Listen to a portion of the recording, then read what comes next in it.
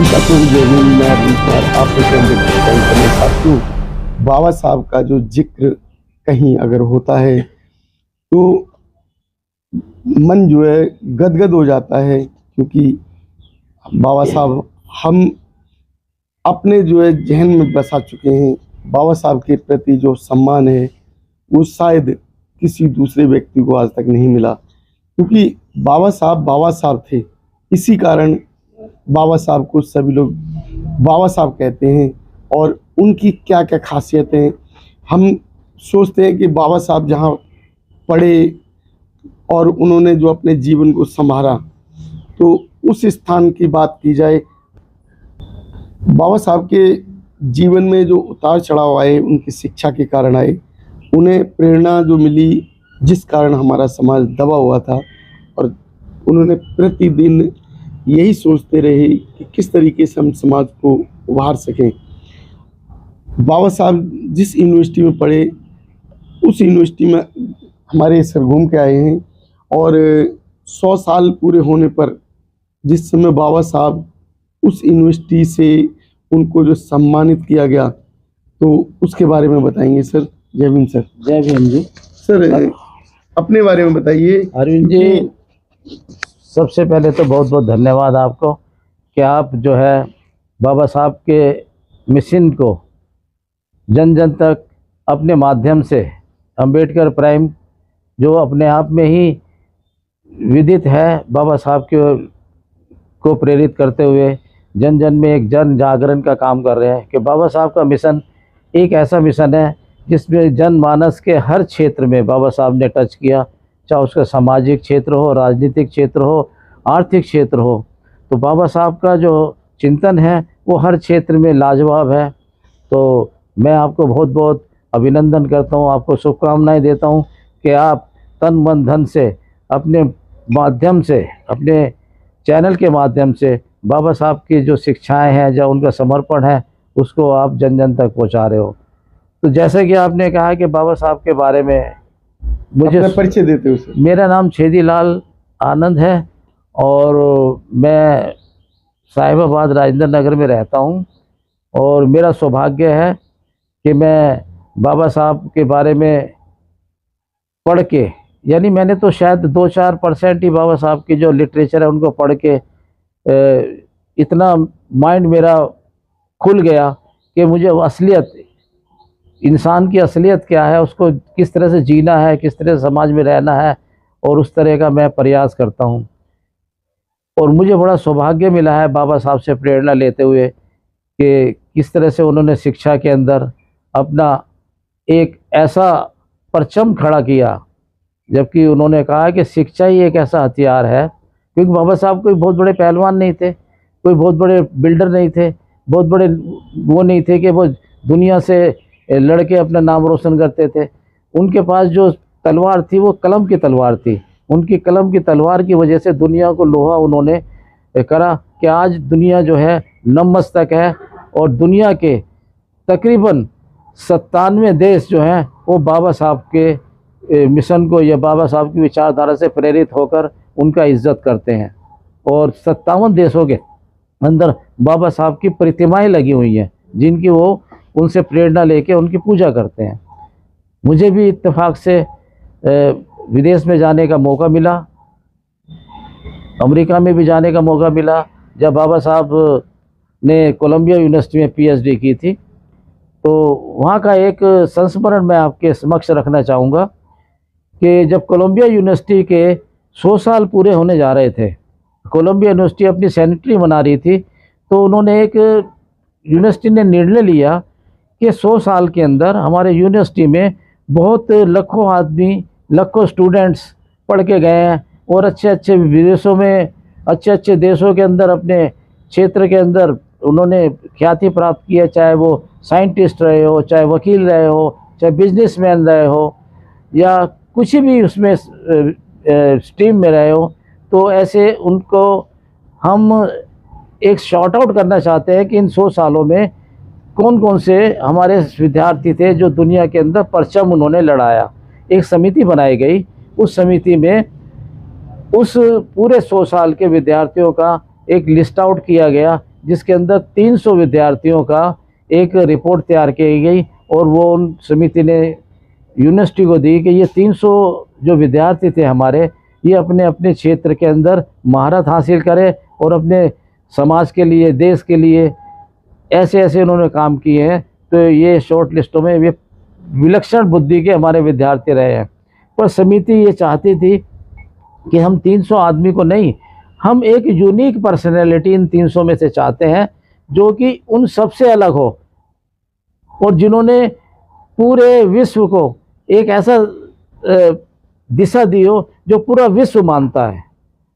और इस चक्कर में उस कमेटी को फिर रिव्यू किया गया और उनसे कहा गया कि इन 300 में से आप ऐसे शख्स को चुनिए जो कि हम हर क्षेत्र में उसकी प्रतिभा झलकती हो।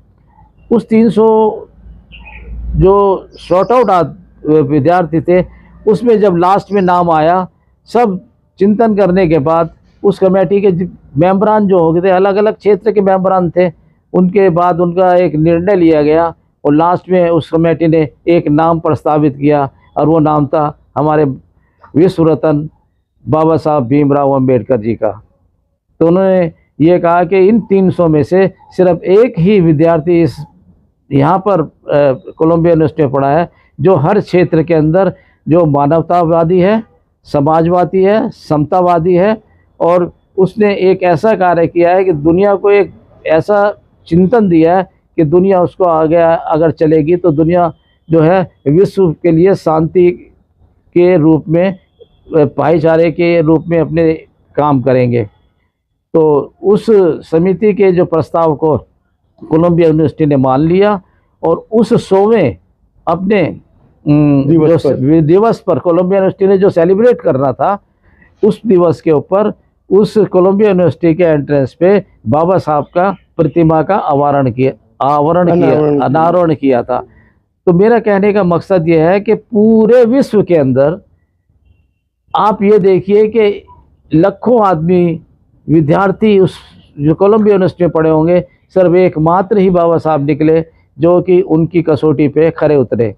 कैलिफोर्निया यूनिवर्सिटी पे उनकी कोलंबिया यूनिवर्सिटी, ये यूएस के अंदर न्यूयॉर्क के अंदर स्थित है। कोलंबिया यूनिवर्सिटी के अंदर थे। वैसे तो वो लंदन में भी पढ़े हैं, जर्मनी में भी पढ़े हैं, पर उन्होंने यहाँ पे पीएचडी की थी और बहुत अच्छे विद्यार्थियों में से रहे क्योंकि उनका जो सानिध्य था, जो उनके प्रोफेसर थे, अगर उनके संस्मरण पढ़ते हैं तो ऐसा लगता है कि बाबा साहब का अपना समय जो है ज़िंदगी का, पढ़ाई का लाइब्रेरी में बीता करता था और समय और पैसे के अभाव में उनके जो प्रोफेसर ने देखा कि सिर्फ ये एक विद्यार्थी जो लाइब्रेरी में आके बैठता है, एक ब्रेड और चाय के साथ, कॉफ़ी के साथ सारा दिन बिता देता है, किताबों में लगा रहता है। तो उन्होंने ऑफ़र किया था कि आप मेरे साथ लंच करिए या आप क्यों नहीं खाना खाते हैं। कह रहा मेरे पास इतने संसाधन है नहीं कि ये है। कह रहा मैं जिस समाज से आता हूँ उस समाज के लिए मुझे बहुत कुछ करना है, इसलिए मुझे यहाँ पर ये सब अध्ययन करना पड़ रहा है। तो विश्व के समस्त समाज शास्त्रियों को उन्होंने अध्ययन करा, सब जितने भी चिंतन है उनको अध्ययन करके निचोड़ निकाला और उस निचोड़ का एक कारण बना कि हमारे भारत सरकार ने उनको संविधान बनाने के लिए एक चेयरमैन नियुक्त करा।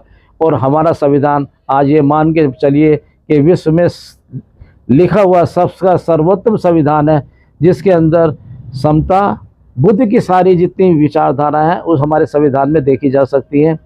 और इत्तेफाक से पिछले साल मैं बाबा साहब के कर्तव्य से इतना प्रेरित हुआ कि मुझे लंदन जाने का भी पीछे वो मौका मिला। तो मैं स्कॉटलैंड और लंदन में मैं बाबा साहब के वो स्थान देखना चाहता था जो किराए के मकान के अंदर रह के उन्होंने लंदन के अंदर पढ़ाई करी थी और भारत सरकार ने उसको एक स्मारक के रूप में आज उसको प्रस्तावित कर रखा है। तो वो मैं देख कर आया वहाँ पे और बहुत छोटा सा मकान था, 2 कमरे का। अब तो भारत सरकार ने बराबर वाला जी फ्लैट ले लिया है और उस पर वो कार्य कर रहा है। तो मेरा कहने का लंदन में मतलब जो है भारत सरकार ने उसको स्मारक बनाया है। हाँ, स्मारक बना लिया, उसको खरीद लिया। पहले किराए पे रहते थे, ये जिस मकान में किराए पे रहते थे उससे मालिक से खरीद के वो स्मारक बना दिया और बराबर वाला भी खरीद लिया। पर मुझे दुख होता है कि इतने विश्व रत्न के बाबा साहब के इस स्मारक को आज हमारे यहाँ पे एक अगर एमएलए, एक मंत्री अगर मर जाता है तो उस स्मारक के लिए भारत सरकार करोड़ों रुपए खर्च कर देती है। पर मुझे दुख होता है कि जब मैं वहाँ पर गया तो उस मकान के गेट के आगे हार्डली 10-12 फुट का जो पैसेज होता है, क्योंकि वो एक कॉलोनी है, उस 10-12 फुट को भी सजाने का कार्यक्रम उन्होंने नहीं कर रखा है, इतना बजट नहीं है। तो मैं इस बारे में वहाँ पे उनके जो केयर टेकर है मिस्टर संतोष, उनसे मैंने बात की। मैं कि ये एक स्मारक तो बना दिया, ये सब ऐसे क्यों चल रहा है? ये स्मारक तो विश्व रत्न के ऐसे हो गए, दूर से नज़र आना चाहिए कि बाबा साहब ऐसे विभूति है और उनका ये स्थान है। तो वो बेचारा वो कहने लगा है कि भाई मैं लाचार हूँ, मैं यहाँ पे एक एम्प्लॉइज़ हूँ, मैं लिख ही सकता हूँ और बाकी जो अनुदान देना है सब देना है भारत सरकार है। तो मुझे दुख है कि ऐसी विभूतियों के लिए भी भारत सरकार, वैसे जब विदेश में जाता है, हमारा प्रधानमंत्री भी विदेश में जाता है तो कहता है कि मैं बुद्ध की धरती से आया हूँ, बाबा साहब की विचारों से प्रेरित हूँ, हैं। परंतु इसके नाम पर वो पंच तीर्थ इन्वॉल्व करके यहाँ पे वोट बटोरने का काम करते हैं, पर उन्होंने प्रैक्टिकल जो है वो कोई ऐसा काम नहीं करती सरकार। तो सरकार को ये देखना चाहिए कि जो यहाँ पर एक वंचित, शोषित और पीड़ित समाज के लिए जो बाबा साहब ने काम किया, उसके लिए भी उनको सोचना चाहिए, उनके बारे में काम करना चाहिए जो संविधान के अनुरूप है। बहुत बहुत धन्यवाद आपका अरविंद जी, आपने मुझे 2 शब्द बोलने का मौका दिया। साथियों, ये है बाबा साहब के प्रेरित विचार। बाबा साहब से प्रेरणा लेने के बाद इस तरीके से लोगों में ऊर्जा आती है कि जो उम्र भी फीकी पड़ जाती है। उम्र उनके सामने कोई महत्व नहीं रखती, विचारों का कितना बड़ा महत्व आ जाता है। आप लोग अगर हमारी इस वीडियो से सहमत हैं तो हमारे चैनल को सब्सक्राइब करें, वीडियो को लाइक और शेयर अवश्य करें। धन्यवाद। नमो बुद्धाय, जय भीम। जय भीम। नमो बुद्धाय, जय भीम जी। जय भीम।